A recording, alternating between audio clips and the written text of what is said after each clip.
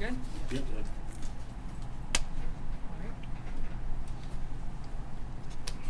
Hey, Chief. What's up? How are you? Good to see you. Good to see you too. Grateful for everybody being here today. John Steinbeck, I'm the chief of the Clark County Fire Department, and we wanted to just give you a quick update and then answer some of your questions on the fire that took place last Thursday. As you know, the coroner has released the IDs of the 4 victims of this fire.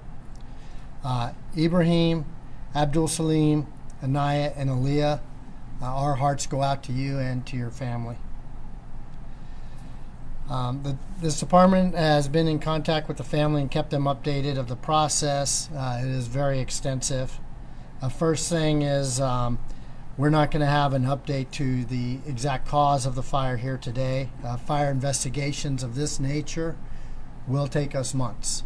It's a long process, and we're going to do a very thorough investigation, and so we will not be able to tell you exactly how the fire occurred here today. Our main concern now is making sure to be there when the family has questions and to work through this investigation as thoroughly as possible. I'm going to go ahead and recap, though, that the fire took place at 8332 Langhorne Creek on Thursday, October 24th. The call came in to our dispatch center at 4:08 in the morning. Arrival was soon after. The house was fully involved with the exception of the first floor where the garage and some other rooms are located. Soon after our arrival, the house began to collapse into the garage, and this forced our crews into a defensive position. The fire burned until knockdown, which was which we declared at 4:29.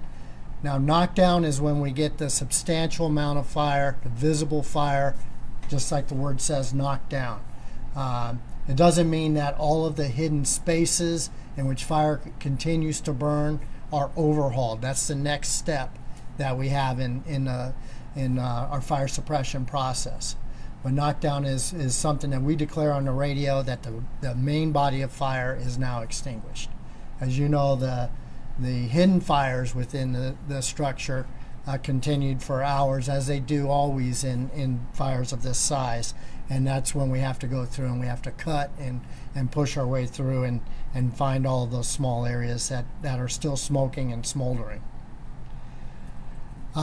We have learned that the smoke alarms did alert the occupants that morning. And that is why we credit the smoke alarms with at least the 2 survivors that we have there, and we're so grateful that they were able to get out. But this fire will continue under investigation for many months, and there has been a couple of different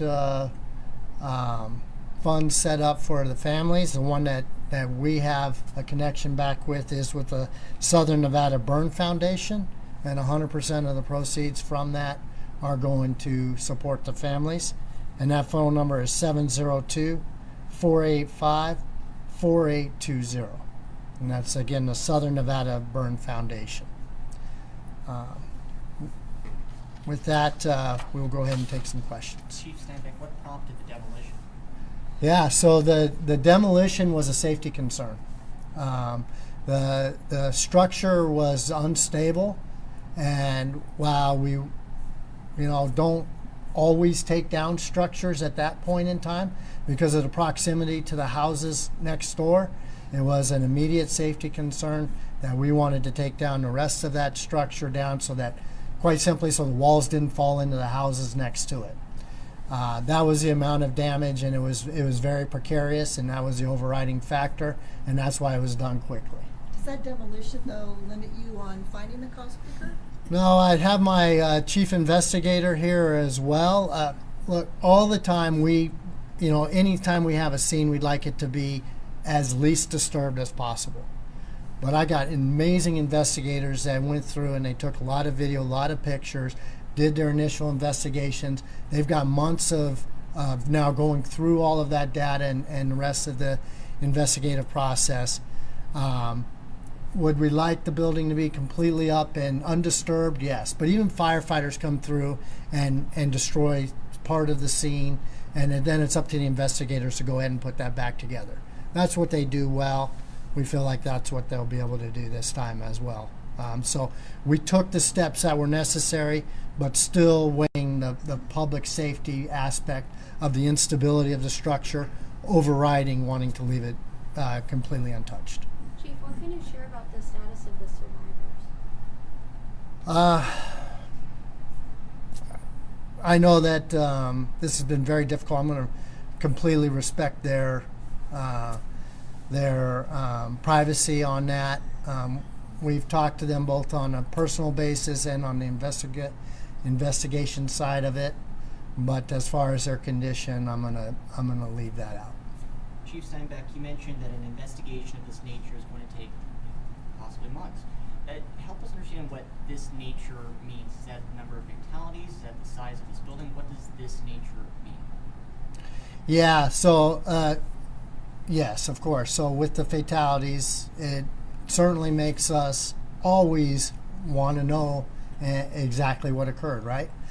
I will say that we have a very high degree of confidence that this was not an intentional fire. This was an accidental fire. We've ruled out a lot of different concerns there that people might have, but and that we would always have, but we believe this fire to be accidental in nature. Did the fire, is there any damages on the houses on either side of the fire? There was, but limited, right? I mean, talking about a broken window, some stucco damage, paint damage.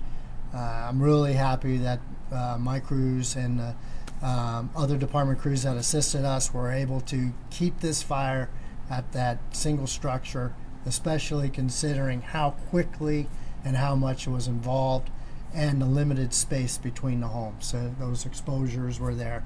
And we're really glad that we didn't have multiple homes on fire. Chief, was this fire just unusual in how fast and how hot it did burn? You know, it's unusual.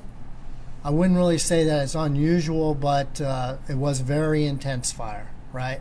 But it does happen. It's not like a standout either, like that we never see this before. Of course, we see it all the time. We'll get call, get a great response time, get on scene, and we got fire already coming out of every window and venting out of the roof. Fire can progress extremely quickly. As I mentioned before, today's combustible materials burn hotter than they ever did before, and fire can really spread very quickly, and that's why we really stress all of our fire prevention and safety side of our messaging. Chief, there are agents from the ATF on scene investigating. Can you speak to the multi-jurisdictional part of this investigation and why they're necessary? Yeah, so we have limited resources as far as staffing, and we want to put as many investigators on the scene as we possibly can. And so we have all those agreements in early to be able to leverage all of our resources, whether they're federal or they're the other local agencies, and all work together. So we'll do that throughout the community at different locations, but it's just to get a lot of bodies on the fire early, and on the investigation early, and so we can get as much of the information, evidence, and get the investigation as far as possible, as early as possible. Sounds like that's standard practice, so not out of the ordinary to see ATF agents there. It's not. Again, it's just the scene. If we look at a scene, like let's say if we have I'll take a very simple example. We have a car fire or just a garage fire. I send 2 investigators over. That scene's easy for them to process, right? You have a scene like this where there's this much structural damage, obviously the fatality concerns, and the amount of debris that you have to go through, and it's not unusual for us to bring in those other resources. Chief, there's a high degree of anticipation for the results of this investigation. What should we expect? What should the public expect? Are you going to do weekly updates, or will we have an update once this investigation is complete? Yeah, unless we have something that we feel is really pertinent, then our next update will be at the conclusion. And we think that's a few months from now. I do. Yeah, that's, you never know. It could be a year, it could be 3 months, it could be a little bit shorter, but our experience on a fire of this size is that we're looking at least 3 months. And Chief, one more thing about the smoke alarms. You mentioned they played a contributing factor to having people survive this. Can you speak to the importance of that for folks throughout the valley? Oh, they're absolutely very important. If you don't have smoke detectors, please get them. Contact the American Red Cross. They'll get you smoke detectors immediately. Of course, all new constructions not only required to have smoke detector in every room, it's required to have it in the hallway at the highest point of the house and in key points where there's risk, like near the garage or by kitchen areas.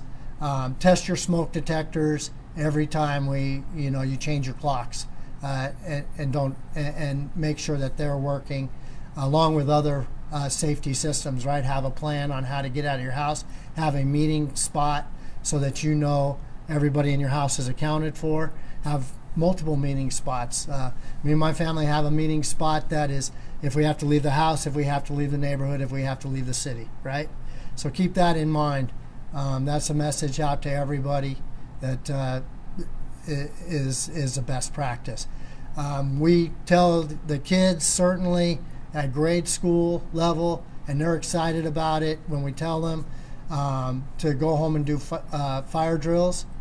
That's very important as well. So please, to everybody that's listening now, take that to heart and practice, at least once a year, and show your kids how they'll get out of different rooms and have a plan for those types of incidents. But smoke detectors are a key part. There's any other way that the community can help on this investigation or no? Carlito? I'm sorry, I didn't get it. That's okay. The question was, can the community help in the investigation in any way? This is Chief Reyes, our chief investigator.